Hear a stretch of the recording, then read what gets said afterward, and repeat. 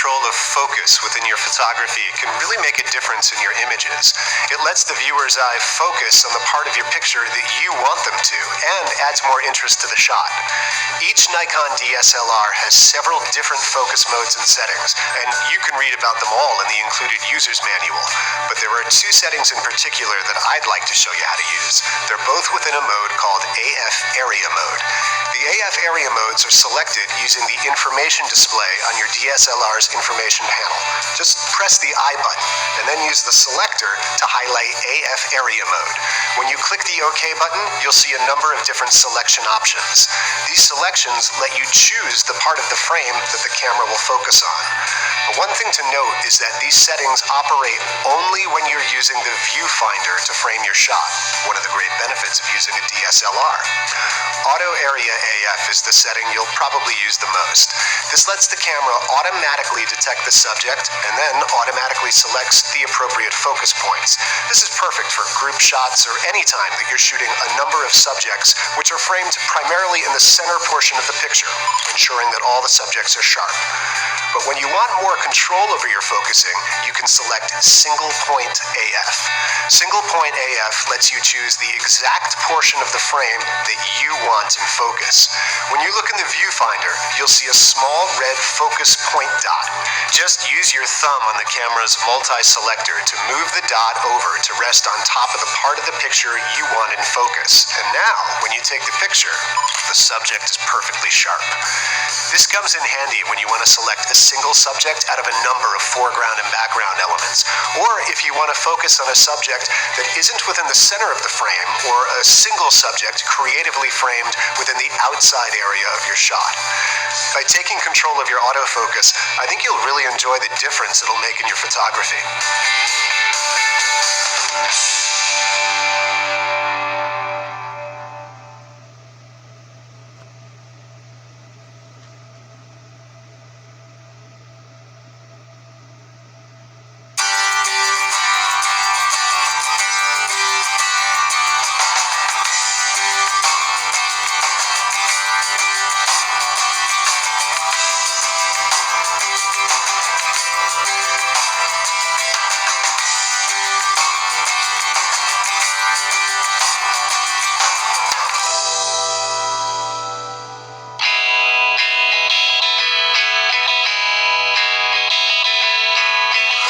Creative looks in photography is a picture where a subject stands out within one part of the frame, while other elements are softer.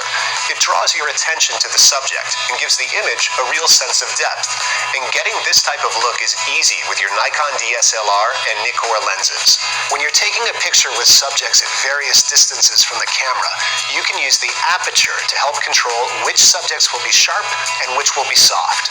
The aperture is indicated by numbers with the letter F in front of them. In fact, they're called f-stops. Here's a simple demonstration to show you how to work with the aperture.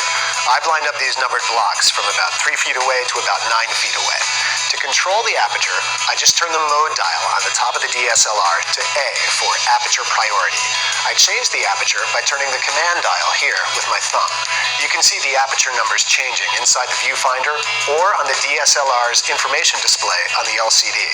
Now, on this particular lens, the numbers go from f4.5, which lets in the most light, to f22, which lets in the least amount of light. Okay, so first I'll set the aperture to the higher number, f22, and line up a picture shooting down the line of blocks and focus on the middle block.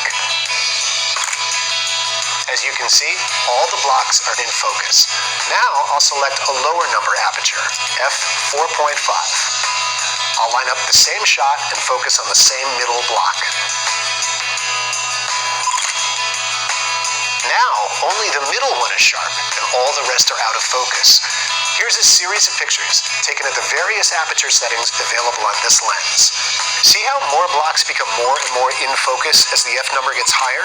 That's a good way to remember it.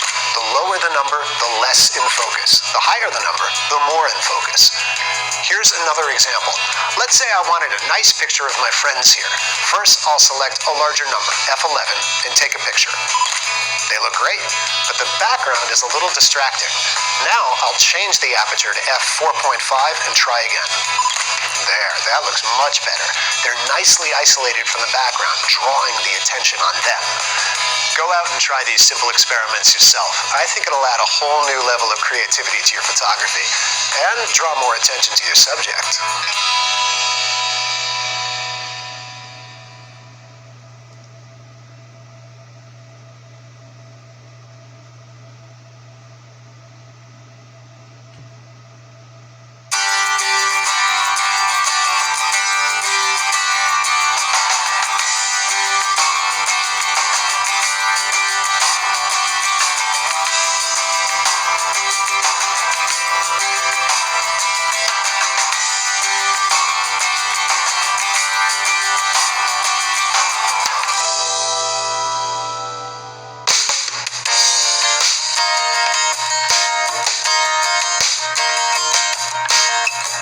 One of the challenges in still photography is shooting a moving subject.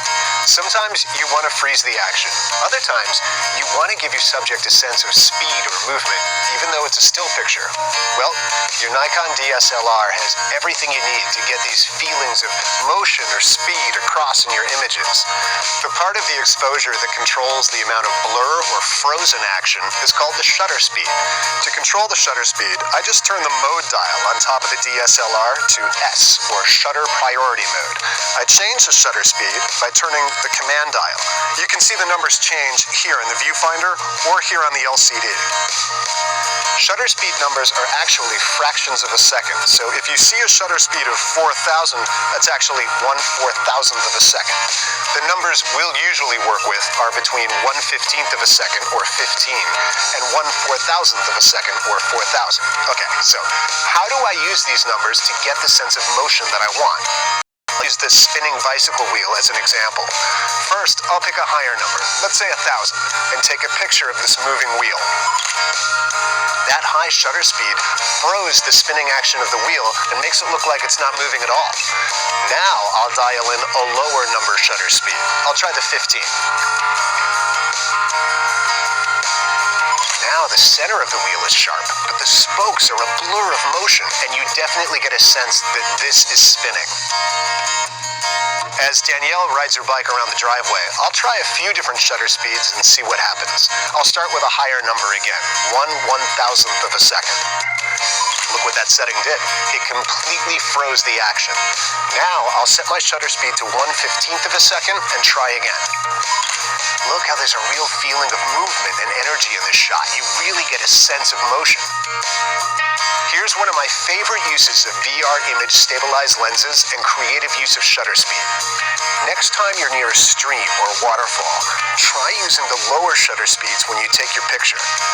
Here's the picture with the faster shutter speed number. See how it froze the water? Actually, it doesn't even look like moving water. Now, when you use a lower shutter speed, look what happens to the water. It becomes this soft-looking blanket of fog almost. It's really beautiful. Motion in your still images is easy to convey once you know how to control the shutter speed to either freeze or blur the action. So, get out there, have some fun trying it.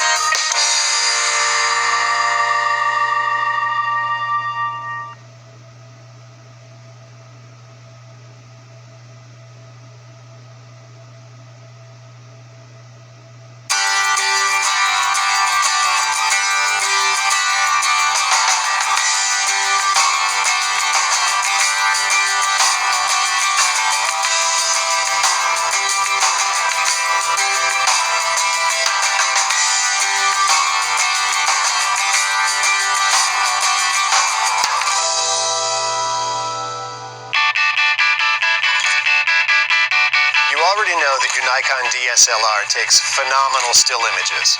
But if you haven't spent much time shooting videos yet, you're missing out on a lot of fun. Your compatible Nikon DSLR has the ability to record amazing, high-quality video clips with just the press of a button. Professional film and video producers are using Nikon DSLRs to shoot remarkable movies, commercials, and other videos all around the world.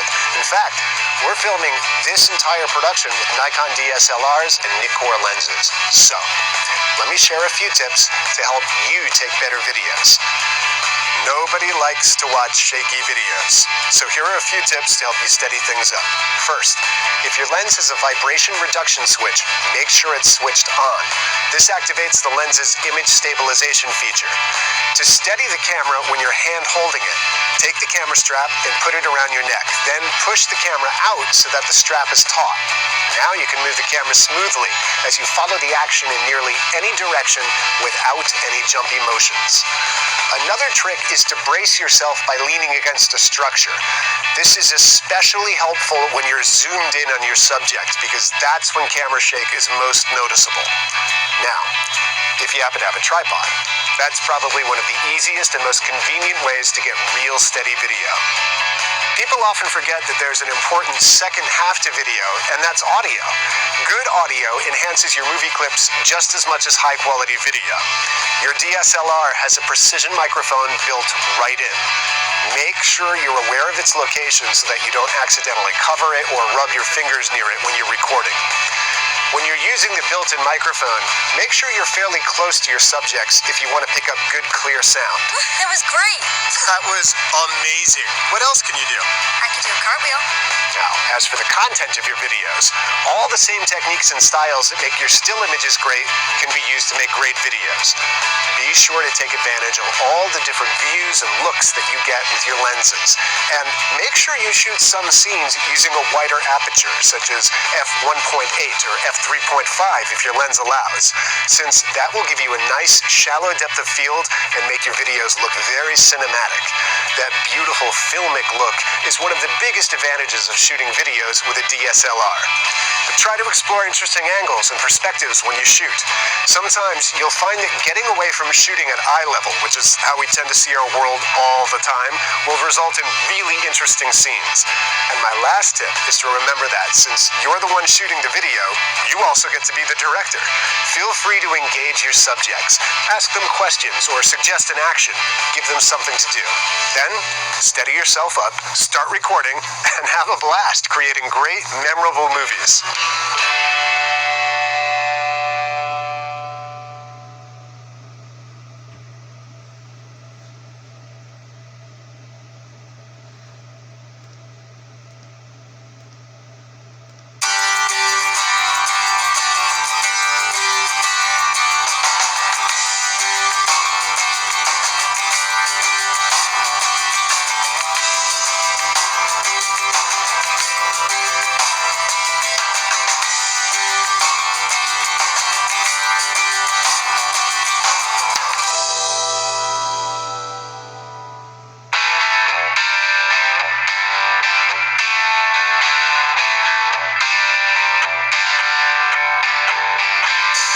One of the primary benefits of owning and using a Nikon DSLR is the ability to take advantage of a wide selection of precision Nikkor lenses and other accessories that can easily add an entirely new level of creativity to your images and videos.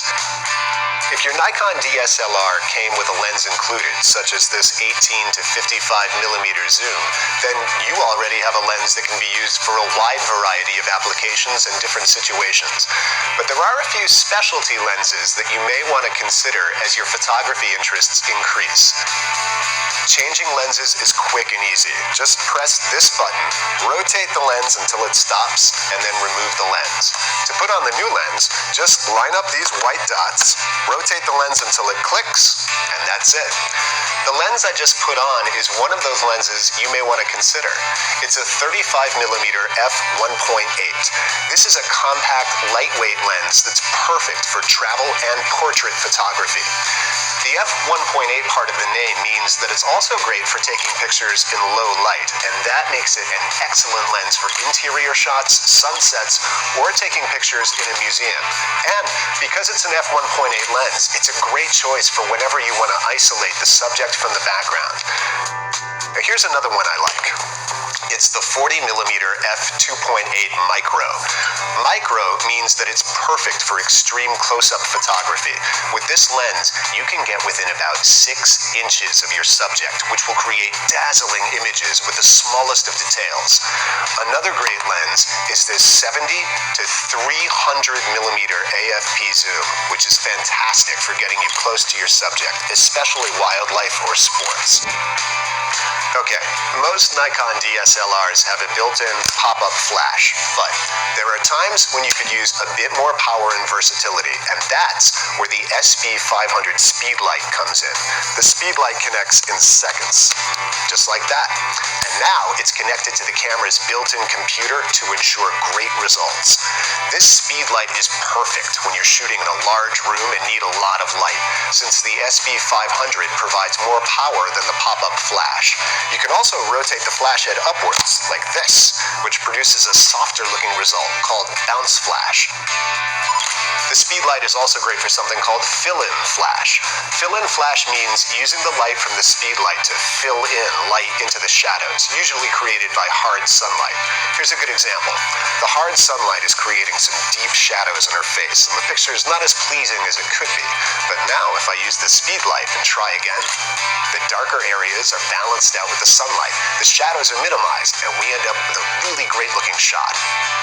From dozens of interchangeable lenses to powerful speed lights, these are only a few of the accessories that you can get for your Nikon DSLR. To learn about all of these great accessories and more, visit nikonusa.com.